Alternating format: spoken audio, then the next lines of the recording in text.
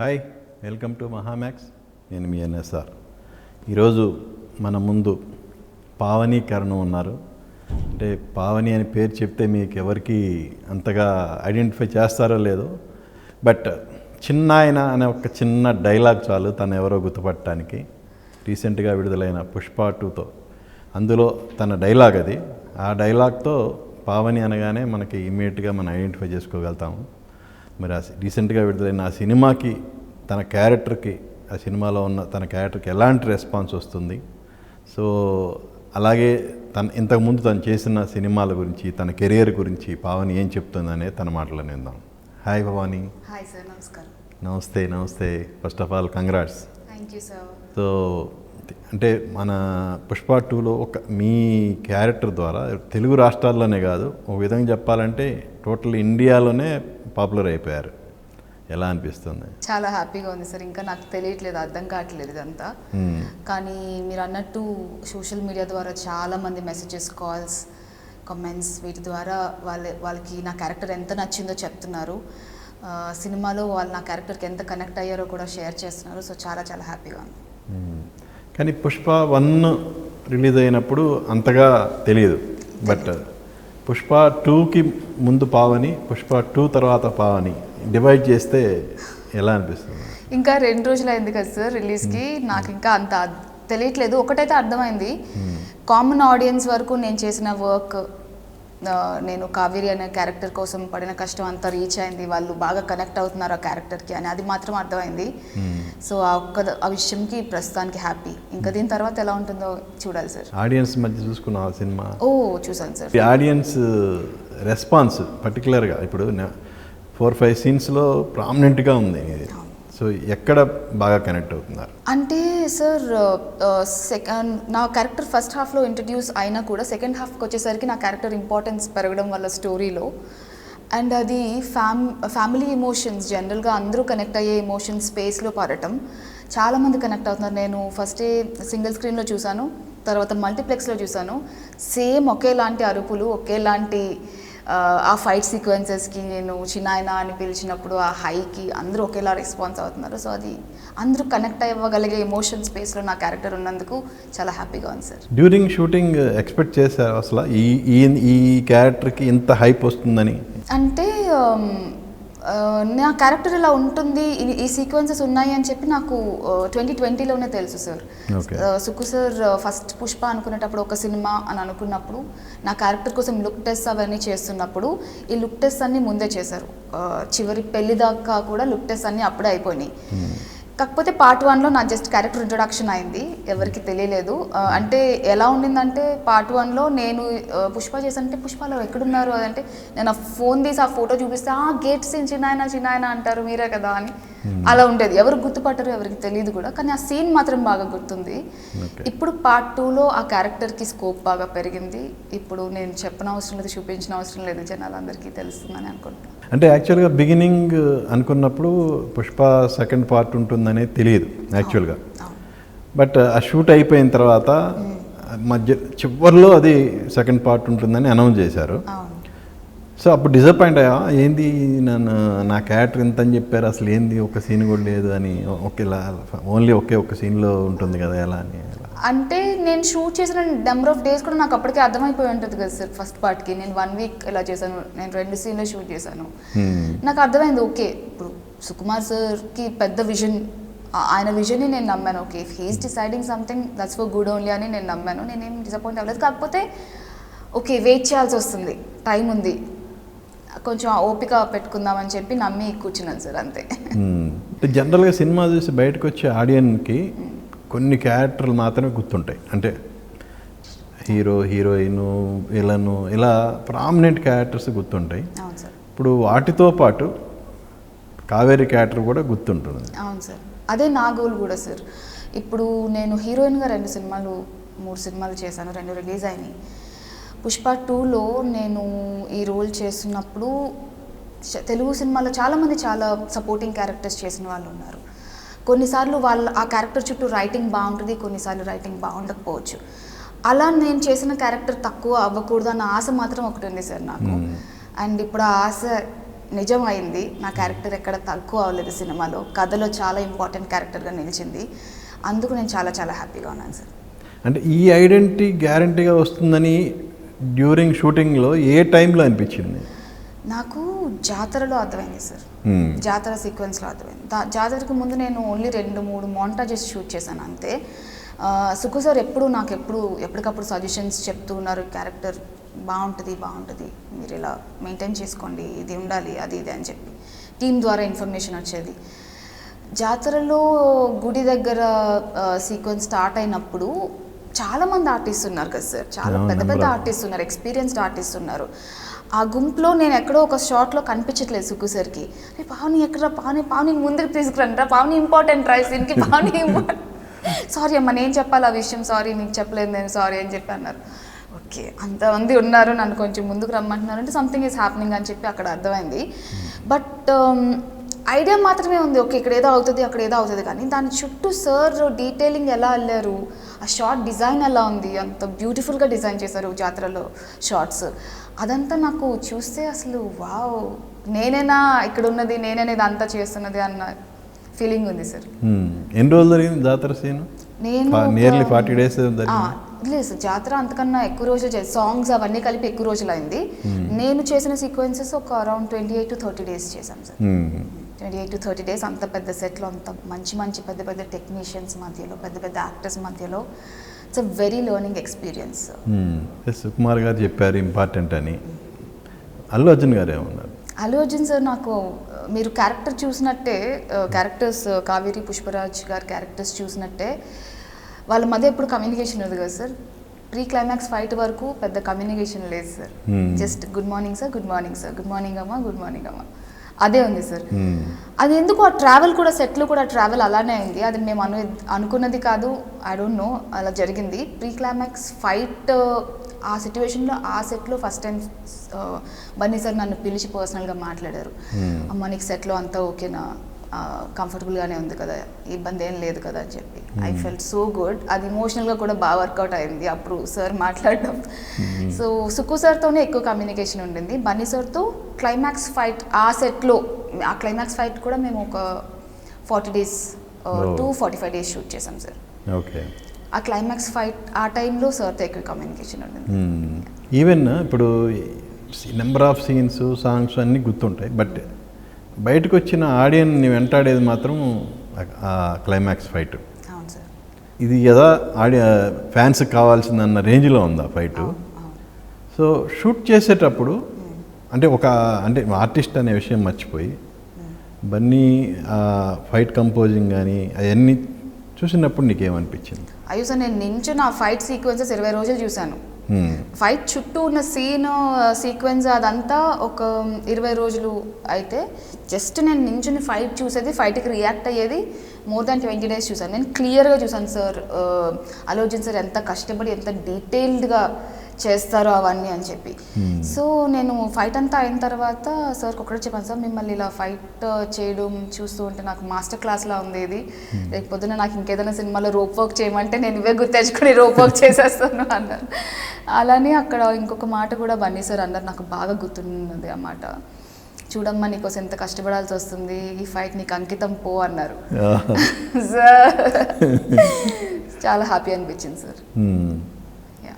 Even క్లైమాక్స్లో marriage సీన్లో కూడా అవును, అది కావేరీ క్యారెక్టర్ వాళ్ళ చిన్నాయన దగ్గరికి వెళ్ళి అది నాకు చాలా ఎమోషన్. నేను క్యారెక్టర్తో జర్నీ అవుతున్నప్పుడు అనిపిస్తుంది కదా, ఈ క్యారెక్టర్ ఇంత గోత్ర అవుతుంది, చిన్నాయనతో మాట్లాడాలని, చిన్నాయన నుంచి ఆ ఫ్యామిలీ ఎమోషన్ రావాలి అనే తను తాపత్రయపడుతుంది. క్లైమాక్స్లో పెళ్లి సీక్వెన్స్లో అది అల్టిమేట్గా 2 ఫ్యామిలీస్ జాయిన్ అవుతాయి అన్నప్పుడు అది నిజంగా నాకు మంచి ఎమోషనల్ సీక్వెన్స్ సార్, హ్యాపీ అనిపించింది. రష్మికతో ఇంటరాక్షన్ కానీ తనతో అనుబంధం షూటింగ్ టైంలో కానీ ఎలా ఉండేది? చాలా మంచి ఎక్స్పీరియన్స్. చాలా రష్మిక మ్యామ్ మామూలుగానే చాలా ఎఫెక్షనేట్ పర్సన్, చాలా బాగా పలకరిస్తారు, చాలా బాగా మాట్లాడతారు సెట్లో కూడా. అండ్ చాలా జాతరలో ఎక్కువ టైం స్పెండ్ చేసాము.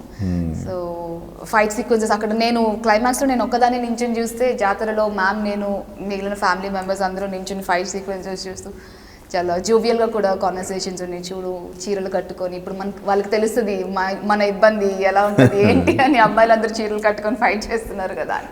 సో చాలా సరదాగా జరిగిన సీక్వెన్సెస్ జాతరలో, of the set, on the set కూడా. ఎలాంటి కామెంట్ చేసేవాళ్ళు జనరల్గా? ఏం సార్ కామెంట్స్ ఎలా ఉండేవి అంటే ఇప్పుడే చెప్పావు కదా, అప్పుడు అబ్బాయిలు చీరలు కట్టుకొని ఫైట్ చేయటం అంటే కష్టం అని. అదే మనకి తెలుస్తుంది ఆ కష్టము, వాళ్ళకి కూడా ఇప్పుడు తెలుస్తుంది. వాళ్ళు చీరలు కట్టుకుని యాక్ట్ చేయాలి, ఫైట్ చేయాలి, ఇదంతా చేయాలి కదా. నవ్ దే నో ఎంత కష్టమో చీరని హ్యాండిల్ చేయడం అది ఇది అని చెప్పి జోవియల్గా మాట్లాడుకునే వాళ్ళు. యాక్చువల్గా జాతర సీన్లో ఫస్ట్ నీ డైలాగ్ అంటే నువ్వు రెవల్యూషనరీ, నువ్వు ఎలా అయితే వాళ్ళ మీద తిరగబడ్డావో ఆ తర్వాత ఒక్కసారిగా ఇప్పుడు రష్మిక అజయ్ అంటే మీ ఫాదర్తో తను చెప్పిన డైలాగ్తో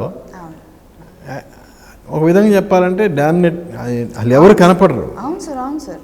అండ్ ఆ ఎమోషన్ కూడా చాలా ఇంపార్టెంట్. అంతమంది మధ్యలో ఆ క్యారెక్టర్ని అలా క్వశ్చనింగ్ చేసేటప్పుడు మ్యామ్ డైలాగ్ మోనోలాగ్ ఏదైతే ఉందో చాలా అనిపించిందా, అరే మనం ఇక అరే ఒక్కది దెబ్బకి మనం అందరం కనపడకుండా పోతామని ఏమన్నా అనిపించిందా?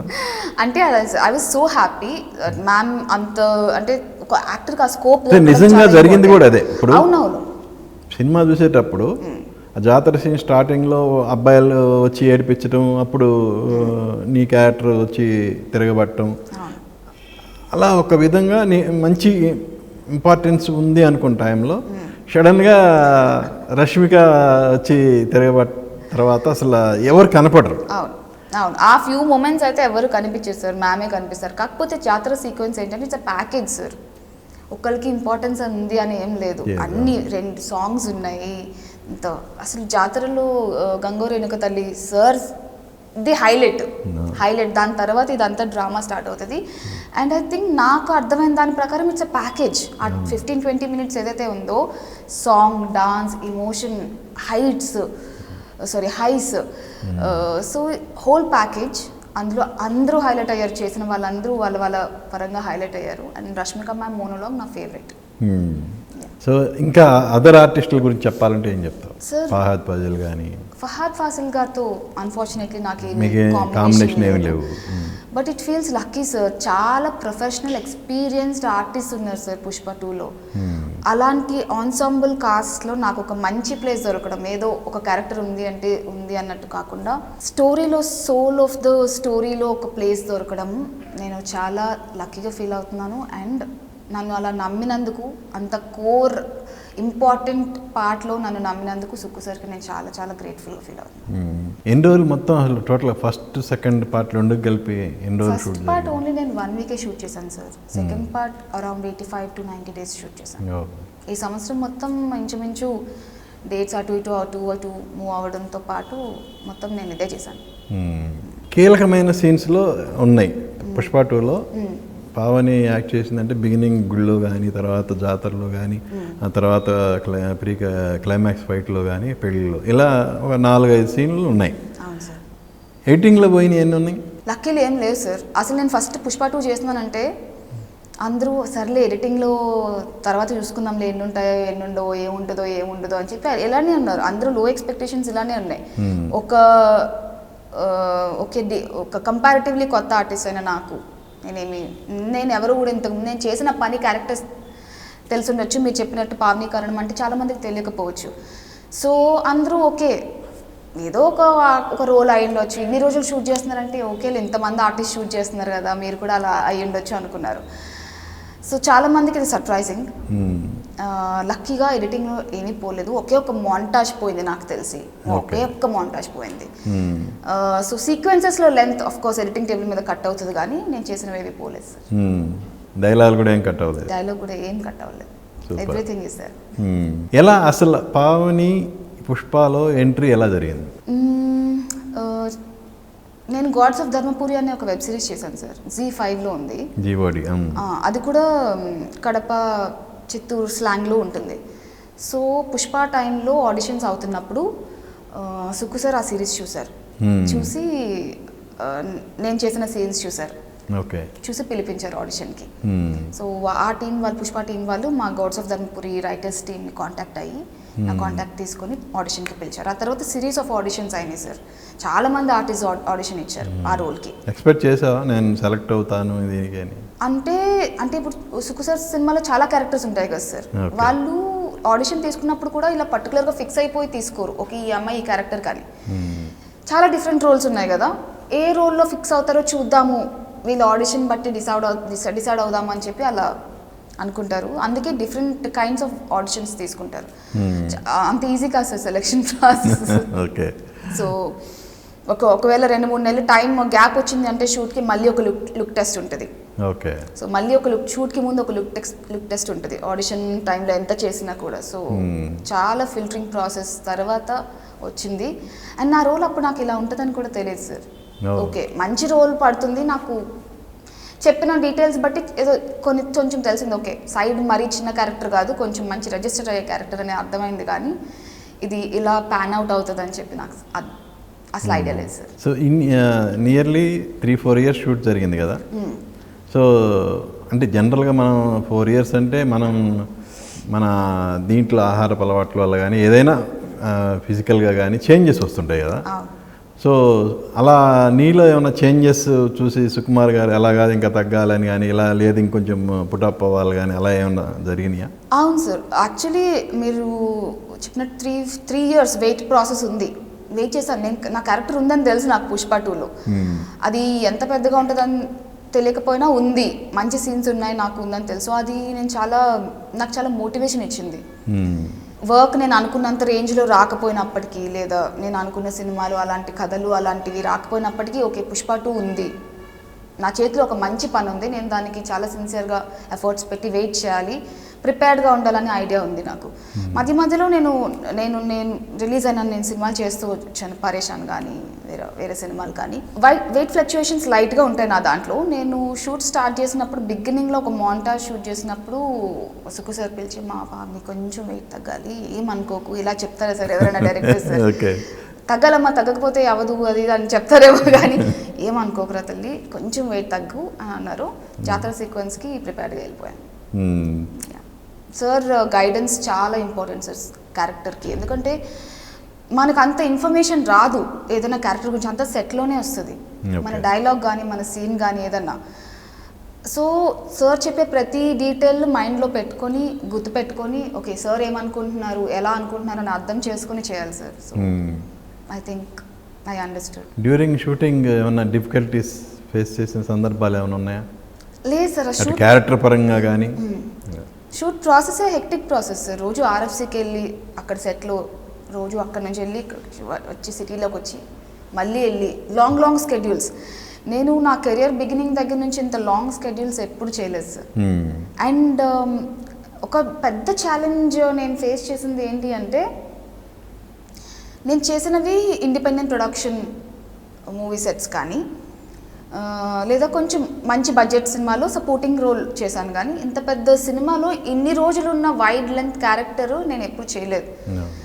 అసలు మీ సెట్లోకి అడుగు పెడితే అది ఒక వేరే ప్రపంచంలాగా ఉంటుంది. అంతమంది, అంత పెద్ద హ్యూజ్ సెటప్, చాలా ప్రోటోకాల్స్ ఉంటాయి, చాలా మంది హెడ్స్ ఆఫ్ డిపార్ట్మెంట్స్ ఉంటారు. నాకు ఫస్ట్ 2 రోజులు ఏం అర్థం కాలేదు, ఎక్కడి నుంచి ఇన్ఫర్మేషన్ వస్తుంది, ఏ ఇన్ఫర్మేషన్ వస్తుంది, అసలు ఏది తీసుకోవాలి ఏదో తెలియాలి, నాకు ఏం అర్థం కాలేదు. ఇప్పుడు నాకు ఏదైనా డౌట్ వస్తే ఎవరిని అడగాలి అని చెప్పి ఆ 2 రోజులు కొంచెం ఓకే ఇది కాదు మనం ఏదో చేయాలని చెప్పి నెక్స్ట్ ఒక సెకండ్ డేనో థర్డ్ డేనో వెళ్ళి నేనే అందరి హెడ్స్ ఆఫ్ డిపార్ట్మెంట్స్తో గుడ్ మార్నింగ్ చెప్పి, good morning sir, this is this good morning చెప్పి, సార్ మీరు అని చెప్పి వాళ్ళకి పలకరించి సుకు సార్తో కమ్యూనికేషన్ పెంచుకొని అర్థం చేసుకోవడానికి as much as possible information తీసుకోవడానికి నేను ట్రై చేశాను. అండ్ అలానే all the technicians, unit members అంతే సపోర్టివ్గా ఉన్నారు. టాలెంట్ ఉన్న దగ్గర వాల్యూ ఖచ్చితంగా ఉంటుంది అని ఆ సెట్ ప్రూవ్ చేసింది సార్. సో ఈ సినిమాకి సంబంధించి నువ్వు అందుకున్న బెస్ట్ కాంప్లిమెంట్ అంటే ఏది? డ్యూరింగ్ షూటింగ్ కావచ్చు, ఆఫ్టర్ రిలీజ్ కావచ్చు, ఏదైనా. రిలీజ్ తర్వాత ఇప్పుడు చాలా వస్తున్నాయి, ఇంకా బెస్ట్ ఏంటి నేను ఫిగర్ అవుట్ చేసుకోవచ్చు, చాలా బెస్ట్ కాంప్లిమెంట్స్ వస్తున్నాయి. కానీ రిలీజ్కి ముందే నేను క్లైమాక్స్ ఫైట్ షూట్ అవుతున్న టైంలో చేస్తున్నాం సమ్ ప్యాచ్ వర్క్ టైంలో ఎవరో యూనిట్ మెంబర్, అంత క్రూషియల్ మెంబర్ కూడా కదా, ఎవరో యూనిట్ మెంబర్ వచ్చి, మేడం సెట్లో అందరికీ ఒక ఫేవరెట్ డైలాగ్ ఉంది మేడం, మన ఏంటి అన్న, చిన్నాయన మేడం మీరు అన్నిసార్లు చిన్నాయన అని సెట్లో ఎన్నో టేక్స్ చేసాం సార్, ఎన్నో డిఫరెంట్ వేరియేషన్స్ చేసాము. స్క్రీన్ ప్లేకి ఏది బెటర్గా వర్కౌట్ అవుతుందని సుక్కు సార్ డిఫరెంట్ వేరియేషన్స్ చేపించేవాళ్ళు. సో ఆ టైంలో వాళ్ళ పిలుపుకి కనెక్ట్ అయ్యారు, ఆ ఇమోషన్కి కనెక్ట్ అయ్యారని నాకు అర్థమైంది. So I think that's where okay నా క్యారెక్టర్ కనెక్ట్ అవుతున్నారు జనాలు అని చెప్పి అప్పుడు అర్థమైంది సార్. ఎప్పుడన్నా ఆఫ్ ది రికార్డ్ ఎప్పుడన్నా బన్నీ గారిని చిన్నాయన అన్నారా? సెట్లో అంటే ఆయన తను ఆర్టిస్టులందరితో సరదాగా ఉంటాడు, నేను అందుకని అడిగాను.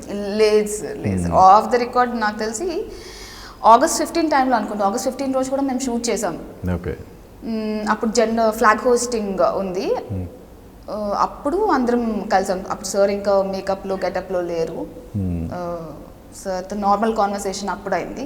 ఎప్పుడు of the only on set కెమెరాకి యాక్షన్కి కట్కి మధ్యలో మాత్రమే చిన్నాయన.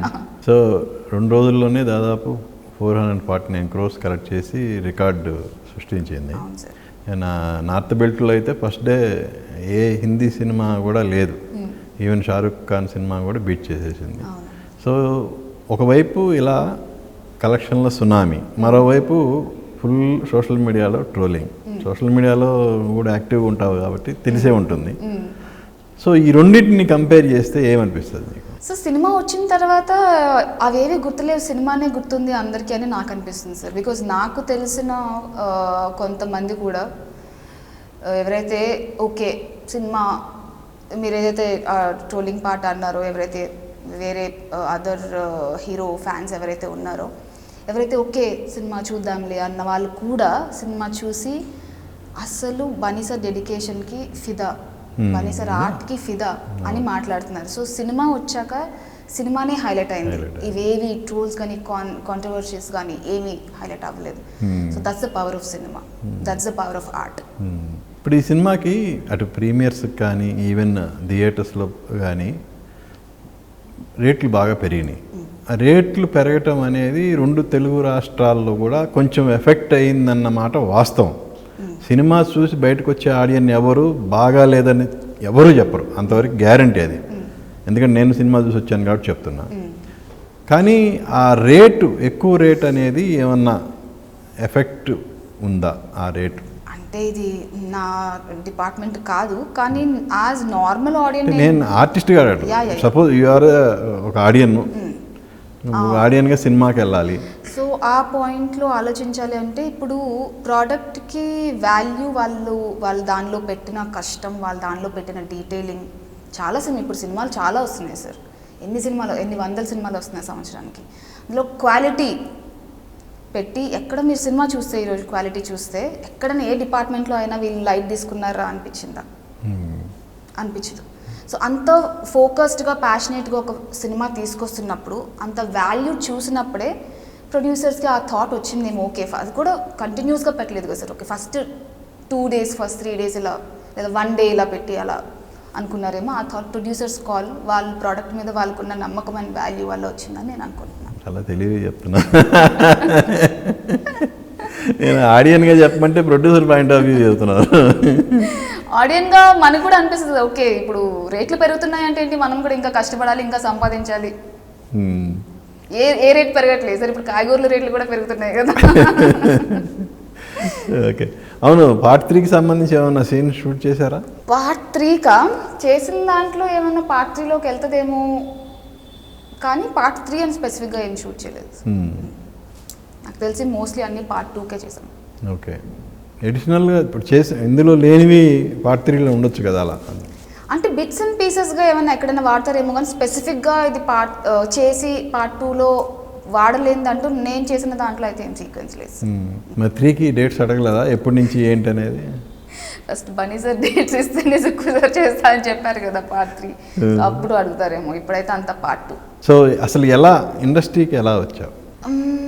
ఇండస్ట్రీకి ఎలా వచ్చానో, ఎలా రావాలో కూడా తెలియదు. వైజాగ్ అమ్మాయిని ఎలా రావాలో తెలియకుండా వచ్చాను సార్ నేను. నాకు అసలు ఐడియా లేదు. నేను ఒక జాబ్ చేస్తూ సడన్గా లేదు ఇది కాదు, నేను ఎంటర్టైన్మెంట్ ఇండస్ట్రీలో ఉంటే హ్యాపీగా ఉంటానేమో అని అనిపించింది. యాక్టింగ్ అని నాకు నమ్మకం లేదు, నేను నాకు యాక్టింగ్ వచ్చానని నాకు నమ్మకం ఎప్పుడు లేదు. ఓకే. ఎందుకంటే నేను ఎప్పుడు ఏం చేయలేదు, నాకు ఆ కాన్ఫిడెన్స్ లేదు ఒక యాక్టర్ అని చెప్పి, అంత అవేర్నెస్ కూడా లేదు సార్ అప్పుడు. ఓకే, బయట వాళ్ళు యాక్టింగ్ ఇండస్ట్రీలోకి రావచ్చు అని చెప్పి. ఎంటర్టైన్మెంట్ ఇండస్ట్రీ అంటే చాలా ఉన్నాయి, రేడియో ఉంది, వీడియో జాకీ ఉంది, చాలా ఉన్నాయి. ఏదో ఒక దానిలో స్టార్ట్ చేద్దామని చెప్పి స్టార్ట్ చేసా. బట్ అక్కడికక్కడ రేడియో ఆడిషన్స్ ఇచ్చాను, టీవీ హోస్ట్ ఆడిషన్స్ ఇస్తూ ఉన్నాను. అలా ఫస్ట్ నాకు వచ్చిన ఆపర్చునిటీ కిరాక్ పార్టీ అనే సినిమాలో, తెలుగు సినిమాలో చాలామంది కాలేజ్ స్టూడెంట్స్ని ఆడిషన్స్ చేస్తున్నారు. ఆ టైంలో నేను వెళ్ళి ఆడిషన్ ఇచ్చినప్పుడు శరణ్ కొప్పిశెట్టి గారు కిరాక్ పార్టీలో హీరోయిన్ ఫ్రెండ్ క్యారెక్టర్ ఇచ్చారు. Okay. That was my first big screen opportunity. ఆ తర్వాత నేను వెళ్ళి ఎక్కడ వర్క్ చేసినా కూడా నా వర్క్ నచ్చి అందరూ వేరే వాళ్ళకి సజెస్ట్ చేసేవాళ్ళు నా కాంటాక్ట్. బట్ సినిమాకి ముందే మోడలింగ్ చేసావుగా? మోడలింగ్ అంటే అది ఏదో కార్పొరేట్ మా కంపెనీలో చేసింది సార్, అది ఆ ఈవెంట్. మోడలింగ్ ఏం చేయలేదు నేను, అంతా ఆన్ ద ఫీల్డ్ నేర్చుకున్నదే. నేను ప్రొఫెషనల్గా ఏమీ నేర్చుకోలేదు, ప్రొఫెషనల్గా యాక్టింగ్ కూడా ఏం ట్రైనింగ్ తీసుకోలేదు. షార్ట్ ఫిలిమ్స్ కానీ? షార్ట్ ఫిల్మ్స్ చేశాను. ఫస్ట్ కిరాక్ పార్టీ అయింది, దాని తర్వాత మెల్లమెల్లగా షార్ట్ ఫిల్మ్స్ చేస్తూ వస్తున్నాను. ఏదో ఒక ముందైతే చేయలేదు, ముందైతే ఏం చేయలేదు. ఫస్ట్ కిరాక్ పార్టీలో ఆ చిన్న రోల్, తర్వాత షార్ట్ ఫిల్మ్స్ చేస్తూ వచ్చాను. ఆ తర్వాత గాడ్స్ ఆఫ్ ధర్మపురి, సిన్ అనే వెబ్ సిరీస్, పరేషాన్ మూవీ హ్యాపెన్, దాని ఇంకా ఒక 2-3 ఇండిపెండెంట్ సినిమాలు, అవన్నీ ఎప్పటికప్పుడు ఏదో ఒక పని చేస్తూనే ఉన్నాను సార్. కాకపోతే అది కొన్ని టైం తీసుకున్నాయి బయటికి రావడానికి, కొన్ని ఇంకా ప్రాసెస్. నేను ఇండస్ట్రీలో నిలబడగలను అనే కాన్ఫిడెన్స్ నీకు ఎప్పుడు వచ్చింది? నేను నా పని సిన్సియర్గా చేస్తున్నాను కాబట్టి నేను కొత్త ఇండస్ట్రీ అయినా ఉంటాను, ఉండగలను అనే నమ్మకం. అది బిగినింగ్ అది ఆ కాన్ఫిడెన్స్ లేకపోతే అసలు ఇండస్ట్రీకే రాము. సో వచ్చినా కూడా చిన్న క్యారెక్టర్లు చేస్తున్నావు. సినిమా చేసిన సినిమాలు, హీరోయిన్ చేసిన సినిమాలు, అటు పరేషాన్ కానీ ఇటు పైలం పిల్లగా కానీ ఏది ఆశించిన స్థాయిలో గుర్తింపు రాలేదు. సో అంటే ఇప్పుడంటే పుష్ప 2 రిలీజ్ అయిపోయి ఒకసారిగా వెలుగులోకి వచ్చావు, అది కాదు. అసలు ఈ ఇండస్ట్రీలో నేను కాన్ఫిడెంట్గా ఇక మీద నాకు తిరిగి ఉండదు, డెఫినెట్గా నేను సక్సెస్ అవ్వగలనన్న నమ్మకం నీకు ఏ స్థాయిలో ఎప్పుడు వచ్చింది? సక్సెస్ అంటే ఇప్పటికీ ఏంటో కూడా నాకు తెలియదు సార్, నిజంగా ఈ రోజుకి కూడా నాకు తెలియదు. నేను ఇంకా చూడాలేమో బహుశా అది. సో సక్సెస్ అవ్వగలను అన్న డెఫినేషన్ నాకు నిజంగా లేదు. ఇప్పుడేంటి, పుష్ప 2 షూట్ అయిపోయింది, పుష్ప 2 సినిమా రిలీజ్ అయిపోయింది, నెక్స్ట్ సినిమా నేను ఏం చేస్తాను, ఆ ప్రాసెస్ ఏంటి అనే ఉంది నా మైండ్ సెట్. కానీ ఓకే ఇది ఇంకా నేను సెటిల్ అయిపోయాను అన్న పాయింట్ అయితే నాకు ఇప్పటివరకు రాలేదు. ఆ పాయింట్ ఎలా ఉంటుందో కూడా నేను చూడాలి ఇంకా. హీరోయిన్గా చేసిన ఎక్స్పీరియన్స్ ఎలా ఉంది అసలు? ఇప్పుడు కథకి ఇంపార్టెంట్, కథకి మెయిన్ సెంటర్లో ఉండే రోల్స్ చేసినప్పుడు ఖచ్చితంగా యాజ్ అన్ ఆర్టిస్ట్ ఒక మంచి ఫీలింగ్ ఉంటుంది సార్. ఓకే, మనం కథకి ఇంపార్టెంట్, కథకి వాల్యూ ఉంది, మనం చేసి. ఫస్ట్ హీరోయిన్ అంటే పరేషానేనా? ఫస్ట్ పరేషాన్. దానికి ముందు ఒక సినిమా చేశాను కానీ అది ఇంకా రిలీజ్ అవ్వలేదు సార్, పోస్ట్లో. ఏ సినిమా అది? అది ఇంకా టైటిల్ కూడా ఫిక్స్ అవ్వలేదు, ఇండిపెండెంట్ ప్రొడక్షనే. సో ఇండిపెండెంట్ ప్రొడక్షన్స్ నేను చేస్తూ వచ్చా. లక్కీలీ పరేషాన్ నచ్చి రానా సార్ ప్రజెంట్ చేసి దానికి మంచి రిలీజ్ వచ్చింది. దానికి కూడా ఒక మంచి ఏమంటారు స్కోప్ ఆఫ్ రిలీజ్ వచ్చింది, అందరికి చాలా మందికి తెలిసింది సినిమా. అండ్ నేను చేసిన క్యారెక్టర్ కూడా బాగా నచ్చింది అందరికి. అందులో డైలాగ్ కూడా సూపర్ ఫేమస్ కదా. అవును సార్, శిరీష అంటే ఇప్పుడు అందరికి చాలా ఫేవరెట్. అది సమోసా తిన్నావా శిరీష, నాకు తెలిసి డైలీ బేసిస్ లో అందరూ అది వాడుతున్నారు వాళ్ళ లైఫ్ లో, ఏమన్నా ఫ్రెండ్స్ తో మాట్లాడినప్పుడైనా ఎప్పుడైనా. ఇప్పుడు ఆ డైలాగ్ బేస్ చేసుకుని ఎవరైనా సమోసా తిన్నావా పావని అని ఎవరన్నా అన్నారా? సార్ ఎవరు అనలేదు చెప్పండి, ఎవరు అనలేదు చెప్పండి. నేను ఎక్కడికి వెళ్ళినా నేను పరేషాన్ చేస్తున్నాను శిరీష అని తెలిసి సమోసా తింటావా శిరీష, వాళ్ళు చెప్పాలని అనుకోకపోయినా చెప్పేస్తారు. కొంతమందికి ఆ బెనుకుంటది కదా, ఏం చెప్తాంలే అని చెప్పి, లేదు చెప్పేస్తారు. అది అంత మంచి డైలాగ్, అంత కనెక్ట్ అయింది అందరికి. ఆ పరేషాన్ సినిమా నుంచి బెస్ట్ ఫేవరెట్ అంటే అదొకటి మంచి జరిగింది సార్. ఓకే, ఎందుకు ఆ సినిమా ఆశించినంతగా ఎందుకు ఆడలేదు? ఏంటి లోపం ఏమో అనలైజ్ చేసుకున్నావు ఎప్పుడన్నా? అది తెలీదు, యాజ్ అ సినిమా నాకు కూడా తెలీదు. నేను ఎన్ని కరెక్ట్గా పడినా ఏదో ఒకటి ఉంటుంది కదా. మంచి రిలీజ్ వచ్చింది సార్, చాలా బాగా మంచి నెంబర్ ఆఫ్ థియేటర్స్లో వచ్చింది. మేము చేసిన ఇండిపెండెంట్ స్టైల్ ఫిల్మ్ మేకింగ్కి రానా సార్ సపోర్ట్ వల్ల చాలా మంచి రిలీజ్ వచ్చింది. మేబీ మాకు లోకల్గా రూరల్గా వెళ్ళి ప్రమోట్ చేయడానికి అంత స్కోప్, రిసోర్సెస్, టైం లేకపోవడం వల్ల మల్టీప్లెక్సెస్లో బాగా ఆడింది సినిమా. నేను సెకండ్ వీక్ కుకట్పల్లిలో వెళ్ళి సినిమా చూసినప్పుడు కూడా థియేటర్ ఆల్మోస్ట్ ఒక 80% ఫుల్ ఉండి చాలా నవ్వుకున్నారు అందరూ, ఎంజాయ్ చేస్తున్నారు సినిమా. మేబీ ప్రమోషన్స్ ద్వారా ఇంకొంచెం ఎక్స్ట్రా ఎఫర్ట్ పెట్టుంటే బాగా ఎక్కువ రీచ్ ఉండేదేమో అని నేను అనుకుంటున్నాను. పైలం పిల్లగా ఎందుకు అనౌన్స్మెంట్లు వచ్చింది? థియేటర్ దగ్గరికి వెళ్ళే తల్లికి కొంచెం అంటే ముందు సినిమాకి వచ్చినంత రిలీజ్ కానీ అది ఏది దీనికి దక్కలేదు కదా, ఎందుకు? అది వాళ్ళది ఇండిపెండెంట్ రిలీజ్ సార్. నాకు కూడా నేను యాక్చువల్లీ పుష్ప 2 షూటింగ్లో ఉండడం వల్ల నేను అంత యాక్టివ్గా ఇన్వాల్వ్ అవ్వలేకపోయాను. కొన్ని ప్రమోషన్స్కి వెళ్ళాను, కొన్ని ప్రమోషన్స్కి వెళ్ళలేకపోయాను నేను. ఆ టీం వాళ్ళు బాలకృష్ణ సార్ని కలిసినప్పుడు కూడా నేను పుష్ప 2 షూటింగ్లో ఉన్నాను. సో నాకు తెలిసి ఇండిపెండెంట్ రిలీజ్ వల్ల వాళ్ళు కొంచెం ఇబ్బందులు ఫేస్ చేశారు అనుకుంటున్నాను. ఓకే, ఏంటి నీ ఇంట్లో సపోర్ట్ ఎలా ఉంది? ఇప్పుడు చాలా బాగుంది సార్. బిగినింగ్లో అయితే అసలు అంటే ఎంత చదువు చదివించి నువ్వు సినిమాల్లోకి వెళ్తానంటావు ఏంటి అన్నారు. కాకపోతే అక్కడే నేను స్ట్రాంగ్గా అనుకున్నాను, సినిమా ప్రొఫెషన్ అన్నది ఒక ఏదో ప్రొఫెషన్ కాదు, అది చాలా రెస్పెక్ట్ఫుల్ ప్రొఫెషన్ అని తెలియాలి. అంటే చాలామందికి తెలుసు, తెలియదని కాదు, కానీ ఆ కామన్ గ్రౌండ్లో ఉన్న వాళ్ళకి అంటే సినిమా అంటే ఏదో అనుకుంటారు. అది కూడా ఒక మంచి ప్రొఫెషన్, చదువుకున్న వాళ్ళు కూడా ఉంటారు, ఇందులో కూడా చాలా స్టడీ ఉంది అని చాలామందికి తెలీదు. అది ఫస్ట్ నేను ప్రూవ్ చేసింది మా ఫ్యామిలీకి, మా పేరెంట్స్కి. సో ఇంత చదివి ఏంటమ్మా సినిమాలు అని అన్నారు. ఇప్పుడు బాగా చేయమ్మా సినిమాలు, బాగుంది, హ్యాపీగా ఉంది అంటారు. ఎవరు అపోజ్ చేసింది ఎక్కువ? అపోజా పర్టికులర్గా ఎవరన్నా కొత్త ఫీల్డ్ కదా సార్, ఎవరికి ఐడియా లేదు. ఇంజనీరింగ్, డాక్టర్ ఇవే ఐడియా ఉంది.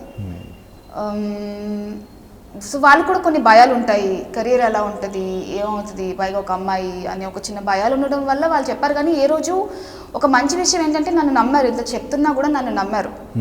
నేను ఇక్కడ వచ్చి హైదరాబాద్లో వచ్చి నా జర్నీ చేస్తున్నా కూడా వాళ్ళ భయాలు వాళ్ళ బాధ చెప్పారు, కానీ ఎప్పుడు నన్ను ఎప్పుడు ఆపలేదు.